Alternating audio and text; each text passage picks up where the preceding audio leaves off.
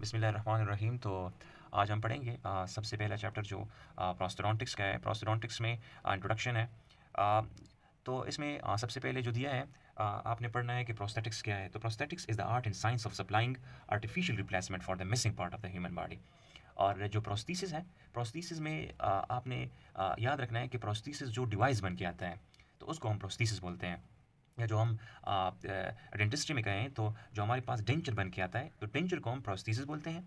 और जो प्रोस्थेटिक्स है वो नॉलेज को कहते हैं कि जो आपकी जो जो साइंस है, जो नॉलेज है किसी भी प्रोस्थीसिस के बारे में, तो उसको हम क्या कहते हैं, किसी भी आर्टिफिशियल रिप्लेसमेंट के बारे में, तो उसको हम प्रोस्थेटिक्स बोलते हैं। अब जो प्रोस्थोडोंटिक्स है, प्रोस्थोडोंटिक्स में आपने काफ़ी चीज़ें याद रखनी है। इधर सारे टर्म्स दिए हैं। Prosthodontics is the dental speciality जो कि जिसमें आपकी डायग्नोसिस होती है, आपकी ट्रीटमेंट प्लानिंग्स होती है, आपकी रिहैबिलिटेशंस होती हैं, फिर maintenance of the oral functions. तो ये सारी चीज़ें आपकी होती हैं। फिर इसके अलावा आपने पेशेंट को कंफर्ट भी देना होता है। फिर अपीयरेंस का भी जो है ना आपने ख्याल रखना है। And health of the patient with the clinical condition associated with missing और द डेफिशिएंट टीथ। तो डेफिशिएंट टीथ है या मैक्सिलोफेशियल टिश्यूज़ हैं, तो ये सारी चीज़ें आपने प्रोस्थोडोंटिक्स के डिफिनीशन में याद रखने हैं। अच्छा, इसके बाद जो ब्रांचेस ऑफ प्रोस्थोडोंटिक्स है, तो इसमें आपने ये याद रखना है कि जो एक फिक्स्ड प्रोस्थोडोंटिक्स है, ये मैंने आपको कल भी बताया था कि जो फिक्स्ड प्रोस्थोडोंटिक्स है, फिक्स्ड प्रोस्थोडोंटिक्स वो अलग से हम पढ़ेंगे। फिर आरपीडी जो रिमूवेबल पार्शियल डेंचर है इसमें आता है, फिर रिमूवेबल कंप्लीट डेंचर इसमें आता है, और इस तरह इम्प्लांट प्रोस्थोडोंटिक्स है और मैक्सिलोफेशियल प्रोस्थेटिक्स है।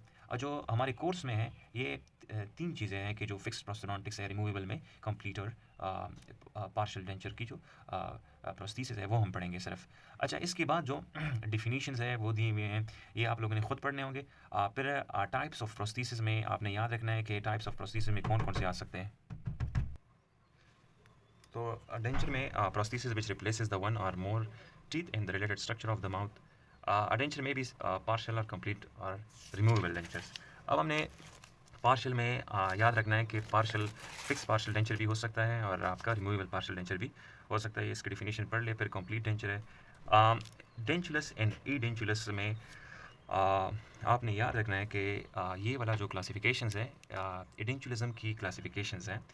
अच्छा, हमने प्रोस्थोडोंटिक्स में एडेंचुलिज्म को ट्रीट करना होता है ना, तो एडेंचुलिज्म को जब भी हम ट्रीट करते हैं कंप्लीट डेंचर से, तो कंप्लीट डेंचर में हम कुछ चीज़ें जो पीडीआई है जिसको हम प्रोस्थोडोंटिक डायग्नोस्टिक इंडेक्स बोलते हैं। जो प्रोस्थोडोंटिक डायग्नोस्टिक इंडेक्स है इसमें कुछ चीज़ों का कंसिडरेशन दिया हुआ है कि आपने 4 चीज़ें कंसीडर करनी है कि अगर आपने पेशेंट को कैटेगराइज करना है। पेशेंट को हम 4 कैटेगरीज में हम कैटेगराइज करते हैं। जो क्लास 1 पेशेंट है उसमें हम जो एडेंचुलिज्म है पेशेंट्स की, तो वो आइडियल पेशेंट्स है जिसमें कोई बोन लॉस नहीं होता, जिसमें आपकी जो मैक्सिलोमैंडिबुलर रिलेशंस भी नॉर्मल क्लास 1 में होता है। फिर इसके अलावा आपकी जो मैक्सिलरी जो रेजिडुअल रिज मॉर्फोलॉजीज़ है वो भी ठीक होती हैं उसमें, और जो आपकी मस्कुलर अटैचमेंट है वो भी ठीक है। तो ये इस तरह के पेशेंट्स हम क्लास 1 में कंसीडर करेंगे। तो आपने याद रखना है कि हमने 4 चीज़ें इसमें कंसीडर करनी है। जो आपने सबसे पहले कंसीडर करना है मैंडिबुलर बोन हाइट है इसमें। फिर दूसरे नंबर पे आपने क्या कंसीडर करना है इसमें, मैक्सिलोमैंडिबुलर रिलेशनशिप आपने कंसीडर करना है। फिर इसके बाद जो आपने कंसीडर करना है वो है maxillary residual ridge morphology. And last one आपने क्या कंसीडर करना है इसमें, आपने कंसीडर करना है मसल्स की अटैचमेंट को। अब इसकी बेसिस पे हमने क्लासेस बनाए हैं कि जो क्लासेस है क्लास 1 से लेकर क्लास 4 तक, कि आपका जो क्लास 1 है आइडियल पेशेंट है, क्लास 2 मॉडरेटली कंप्रोमाइज है, फिर सब्सटेंशियली कंप्रोमाइज है, एंड क्लास 4 आपकी सीवियरली कंप्रोमाइज पेशेंट है। ये 52 पेज मोनोक्लेल के 52 पेज से मैं पढ़ाऊँगा कि जो प्रोस्थोडोंटिक डायग्नोस्टिक इंडेक्स है। प्रोस्थोडोंटिक डायग्नोस्टिक इंडेक्स में जो एडेंचुलिज्म की क्लासिफिकेशन दी है कि क्लास 1 के पेशेंट्स कौन से होते हैं, क्लास 2 और क्लास 3 एंड क्लास 4। अब जो जितनी भी क्लासेस है ये 4 क्राइटेरिया के बेसिस पे डिवाइड हुए हैं। तो इसमें जो फर्स्ट क्राइटेरिया है कि रेजिडुअल मैंडिबुलर बोन हाइट है। अगर रेजिडुअल मैंडिबुलर बोन हाइट की हम बात करें क्लास 1 के पेशेंट में, तो वो 21 mm है। फिर क्लास 2 के पेशेंट में 11 टू 20 है, और क्लास 3 के पेशेंट में 11 टू 15 है, और जो क्लास 4 के पेशेंट है उसमें less than equal to 10 mm है। अच्छा, जो इसके अलावा मैक्सिलोमैंडिबुलर रिलेशनशिप की बात करें, तो जो मैक्सिलोमैंडिबुलर रिलेशनशिप में हमने देखना है, तो एक नॉर्मल टूथ रिलेशनशिप को हम देखेंगे, और एक हम बूनी और जो रिज रिलेशनशिप है इसको हम देखेंगे। तो जो क्लास 1 के जो पेशेंट है यानी जो आइडियल पेशेंट है, इसमें या तो क्लास 1 होगा, ठीक है, रिज रिलेशनशिप में भी क्लास 1 होगा, और नॉर्मल टूथ रिलेशनशिप होगा, इट मीन्स कि क्लास 1 होगा, टूथ रिलेशन क्लास 1 होगा। इसके अलावा जो क्लास 2 के पेशेंट है उसमें भी सेम क्राइटेरिया है कि इसमें भी जो टूथ रिलेशनशिप है वो भी क्लास 1 होगा, और जो रिज रिलेशनशिप है वो भी क्लास 1 होगा। अच्छा, जो क्लास 3 है, तो ये थोड़ा सा चेंज है कि क्लास 3 में आपका 1 भी हो सकता है, 2 भी हो सकता है, और आपका 3 भी हो सकता है। अब जो 1 है, 2 है और 3 है, ये बूनी रिलेशनशिप भी इसका 1, 2 और 3 हो सकता है। अच्छा, और इसका जो टूथ रिलेशनशिप है वो भी 1, 2 और 3 हो सकता है। अच्छा, इसके अलावा क्लास 4, और क्लास 4 में भी यही क्राइटेरिया है कि अगर बूनी रिलेशनशिप इसमें या तो 1 होगा, 2 भी हो सकता है, 3 भी हो सकता है, तो बूनी और जो आपकी टूथ रिलेशनशिप है दोनों में इसमें जो क्लास 1 हो सकता है, 2 हो सकता है और 3 हो सकता है।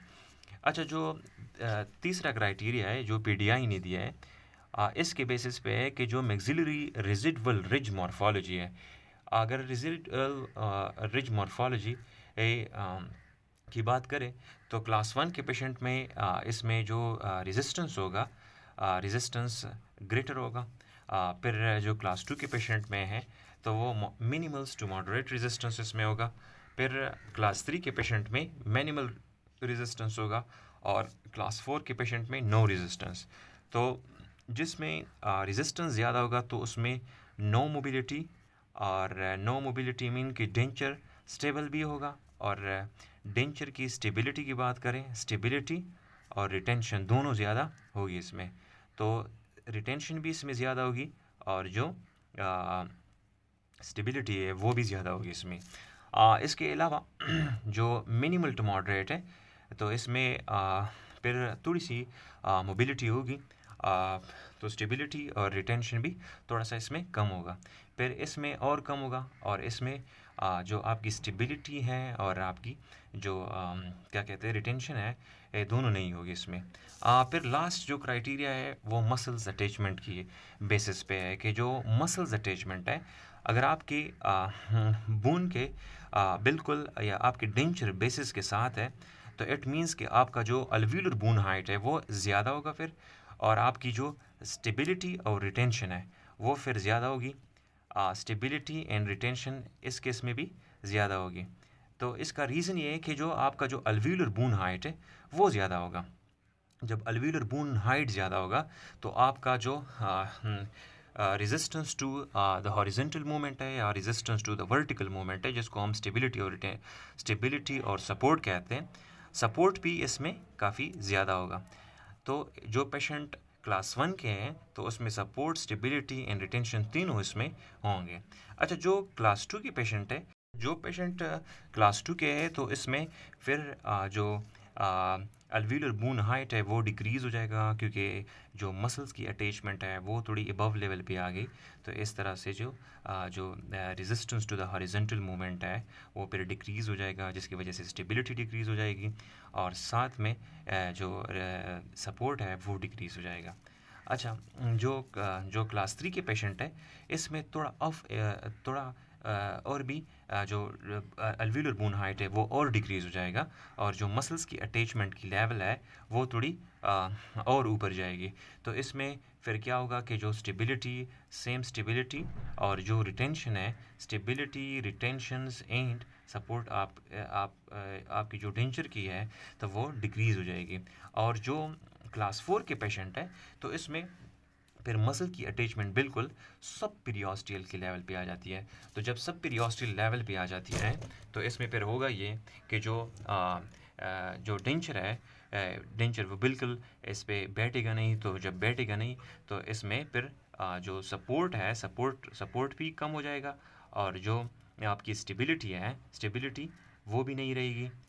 तो इसमें फिर हम क्या करते हैं कि जो अल्वीलोप्लास्टी एक प्रोसीजर है कि अल्वीलोप्लास्टी में फिर हम क्या करेंगे कि जो लिंगुअल सल्कस है और जो बकल सल्कस है, इसमें जो हाइटिंग है फिर अल्वेलोप्लास्टी में फिर हम हाइटनिंग करेंगे। जब हाइटनिंग करेंगे तो जो मसल्स की अटैचमेंट का लेवल सब पीरियोस्टली है, तो सब पीरियोस्टल लेवल को हम इस लेवल पे लेके आएंगे। तो एक फ्लैग बनाएंगे और फ्लैग बनाने से क्या करेंगे कि जो मसल्स की अटैचमेंट के लेवल है वो बेजल लेवल पे लेके आएंगे। तो जब बेजल लेवल पे लेके आएंगे तो जो बून हाइटनिंग है वो हो जाएगी। फिर जब बून हाइटनिंग हो जाएगी तो आपकी स्टेबिलिटी और सपोर्ट फिर ज़्यादा हो जाएगी इस तरह। तो ये 4 क्लासिफिकेशन है पीडीआई में। और फिर इसके बाद जो नेक्स्ट हम पढ़ेंगे इसमें लेक्चर 2 होगा। और इसमें जो लेक्चर 2 में इंशाल्लाह हम सारा कोर्स जो चैप्टर 1 है वो ख़त्म करेंगे इसमें।